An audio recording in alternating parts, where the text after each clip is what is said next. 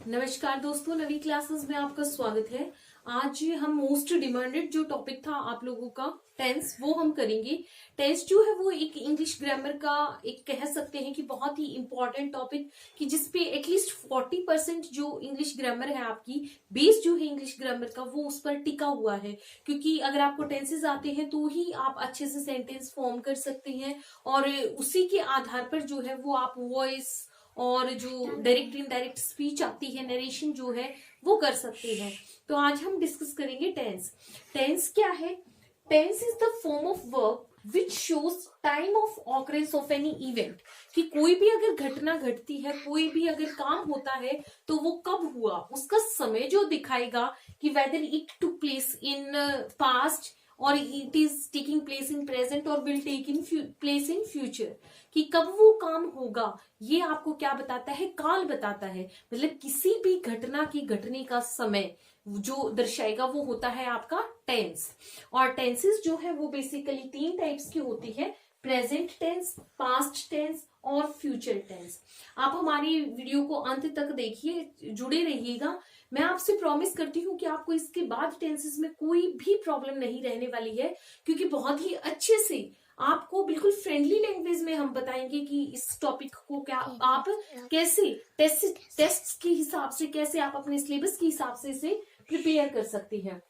तो देखिए 3 इसके मेन पार्ट्स हैं: प्रेजेंट, पास्ट एंड फ्यूचर, कि वर्तमान काल में जो कि एट प्रेजेंट हो रहा है वो, और जो पास्ट में भूतकाल में जो हो चुका है, या फिर जो आने वाले फ्यूचर में अपकमिंग टाइम में जो होने वाला है, उस इवेंट्स को आप कैसे दर्शाएंगे, कैसे आप उनकी करेक्ट सेंटेंसेस जो है वो फॉर्म करेंगे। तो वन बाय वन हम डिस्कस करेंगे कि इसकी पहचान मैं आपको बताऊंगी कि अगर ऐसे हिंदी में है आप उसको कैसे पहचानेंगे, वो कौन से टेंस का पार्ट है, कैसे आप उसका नेगेटिव बनाएंगे, कैसे आप उसका क्वेश्चन फॉर्म करेंगे, कहां पर इनका यूज होगा, सब मैं आपको बताऊंगी। तो फर्स्ट ऑफ ऑल डिस्कस कर रहे हैं हम प्रेजेंट टेंस को। तो प्रेजेंट के भी फर्दर जो है 4 टाइप है। सबसे पहले आता है आपका प्रेजेंट इंडेफिनिट टेंस, जिसको कि आप सिंपल प्रेजेंट टेंस के नाम से भी जानते हैं। तो उसकी पहचान क्या होती है कि अगर उसके पीछे सेंटेंस जो हिंदी में है उसके पीछे जैसे ता है, ती है, ते है या ता हूं इत्यादि शब्द अगर प्रयोग हुए हैं तो आप क्या बोलेंगे कि वो कौन से टेंस है? वो प्रेजेंट इंडेफिनिट टेंस है। जैसे कि मैं खाना खाती हूँ, मैं खेलती हूँ, मैं सुबह जल्दी उठती हूँ। जैसे धरती जो पृथ्वी है, पृथ्वी सूर्य की चारों तरफ चक्कर लगाती है, सूर्य पूर्व में उगता है। सभी सेंटेंसेस में पीछे क्या आ रहा है? ता है, ती है इत्यादि ये वर्ड्स आ रहे हैं। जो काम मतलब कि आपका रेगुलरली होता है उसमें क्या होता है? सिंपल प्रेजेंट टेंस होता है, जो आपके जो डेली रूटीन का आप काम होता है। तो ये होगा हमारा, इसकी ये पहचान है कि इसकी सेंटेंस जो होंगे, वाक्य जो होंगे हिंदी में, उसमें क्या आएगा? ता है, ती है, ते हैं इत्यादि शब्द। अब इसका स्ट्रक्चर, कि आप उसका सेंटेंस बनाएंगे कैसे, आपको ये तो पता चल गया कि वो सिंपल प्रेजेंट टेंस का पार्ट है, लेकिन कि फिर आप उसका बनाएंगे कैसे, वाक्य उसकी इंग्लिश में फॉर्मेशन कैसे करेंगे। तो देखिए जब भी कोई सेंटेंस फॉर्म होता है तो उसमें सबसे पहले आपको क्या लगाना होता है? सब्जेक्ट। सब्जेक्ट यानी कि कर्ता, जो काम करने वाला है वो व्यक्ति। सबसे पहले सब्जेक्ट आता है, फिर उसके बाद क्या आता है? फिर आती है वर्ब की फर्स्ट फॉर्म और प्लस में ऑब्जेक्ट, क्रिया की फर्स्ट फॉर्म आएगी, और लास्ट में जो आप कर्म कर रहे हैं वो कर्म होगा। अब देखिए कि आपका इसका सब्जेक्ट जो है वो आपका सिंगुलर भी हो सकता है, प्लूरल भी हो सकता है। तो सब्जेक्ट आपको सिंगुलर भी मिलेगा और प्लूरल भी, यानी कि आपका जो कर्ता है वो एक वचन भी हो सकता है और बहुवचन भी। अब देखिए कि अगर आपका सिंगुलर है, for example he, she, it, या कोई भी एक सिंगल पर्सन, एनी नेम, किसी एक सिंगल पर्सन का नाम देता है, तो वो आपका क्या माना जाएगा? सिंगुलर सब्जेक्ट माना जाएगा। तो इसमें आपको क्या करना है कि जब भी आप इसके सेंटेंसेस बनाएंगे तो वर्ब की जो फर्स्ट फॉर्म के साथ जो है, इसमें वर्ब की फर्स्ट फॉर्म जो होगी उसके साथ एस या ईएस का प्रयोग होता है। जैसे कि सिंगुलर सब्जेक्ट का हम एग्जांपल लें कि वह क्रिकेट खेलता है, तो ही प्लेज क्रिकेट। तो देखिए प्ले क्या थी, प्लेज वर्ब की फर्स्ट फॉर्म, तो वह क्रिकेट खेलता है, ही प्लेज क्रिकेट। इसमें ही हमारा क्या है, सब्जेक्ट है, और क्रिकेट हमारा क्या है, ऑब्जेक्ट, और वर्ब इसमें क्या है, प्ले। तो देखिए प्ले की बजाय इसमें प्लेज आएगा, क्योंकि सब्जेक्ट जो था वो हमारा क्या था, सिंगुलर। सिंगुलर सब्जेक्ट के साथ एस आता है, और प्लूरल सब्जेक्ट जैसे कि आपको है वी दिया है, दे दिया है, या प्लूरल में ये होते हैं, और आई या यू को भी जो है इसमें आई या यू हो या फिर प्लूरल हो, उन सब के साथ वर्ब की फर्स्ट फॉर्म जो आएगी उसके अंदर एस जो है वो नहीं आता है। ये चीज आपको बिल्कुल ध्यान से, अगर आपको पहले टेंसेस आते भी हैं तो ये गलती हम हमेशा बहुत बार कर देते हैं एग्जाम में, कि सेंटेंस जब आइडेंटिफाई करना आता है कि करेक्ट क्या होगा, तो उसमें ये गलती हमेशा कर देते हैं कि आई के साथ कभी भी वर्ब की जो फॉर्म आती है फर्स्ट फॉर्म, उसमें एस या ईएस कभी ऐड नहीं होगा। आई हो, यू हो, वी हो, दे हो, दो बंदे या दो से ज्यादा बंदे हैं, किसी काम को परफॉर्म कर रहे हैं, किसी एक्टिविटी को, तो वहां पर एस नहीं लगाना है। जैसे कि हमने किया था कि ही प्लेज क्रिकेट, अब बोले कि हम क्रिकेट खेलते हैं, तब हमने किया कि वह क्रिकेट खेलता है। अब अगर हम क्रिकेट खेलते हैं, वी क्या हो गया, प्लूरल हो गया, तो क्या करेंगे इसमें कि वी प्ले क्रिकेट। अब एस हमने नहीं लगाया, ही था तो उसके साथ प्लेज आएगा, वी है तो उसके साथ प्ले आएगा, यू है उसके साथ भी प्ले हो जाएगा, और अगर आई है तो उसके साथ भी, दे है तो उसके साथ भी प्ले हो जाएगा। मैं इसका एग्जाम्पल मैं जब अभी आपको करवाऊंगी तो मैं इसको अच्छे से आपको डिस्क्राइब करूंगी। तो पहले मैं ये बता दूं कि सिर्फ ये बताना मेरा मोटिव था कि किसके साथ एस का प्रयोग होगा वर्ब के साथ और किसके साथ नहीं होगा। अब है कि इसका यूज, कि इसका प्रयोग कहाँ कहाँ पर होता है।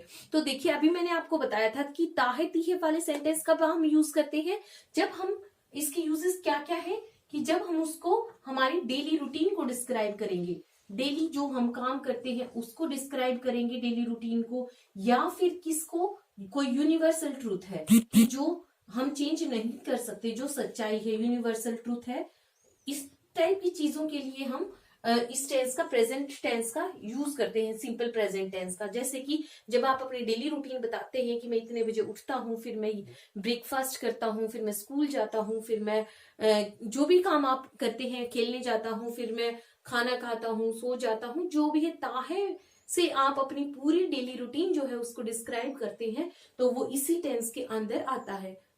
जब भी आपको आपके टीचर वगैरह देते हैं डेली रूटीन लिखने के लिए, तो ये गलतियां ही नहीं होंगी कि आपको ये ध्यान रख के चलना है, उसमें हर जगह क्या आएगी, वर्ब की फर्स्ट फॉर्म ही आएगी। और अगर आप आई से स्टार्ट कर रहे हैं तो एस भी वर्ब की फर्स्ट फॉर्म के साथ नहीं आएगा फिर। तो और या फिर यूनिवर्सल ट्रूथ है, जैसे कि सूर्य पूर्व में उगता है, तो इसमें क्या करेंगे हम कि the sun rises in the east, because the sun is singular, तो हमने उसके साथ वर्ब की फर्स्ट फॉर्म के साथ एस का प्रयोग हम करते हैं, तो राइज से क्या बन जाएगा, राइजेस बन जाएगा। तो अब हम इसके एग्जांपल्स डिस्कस करते हैं।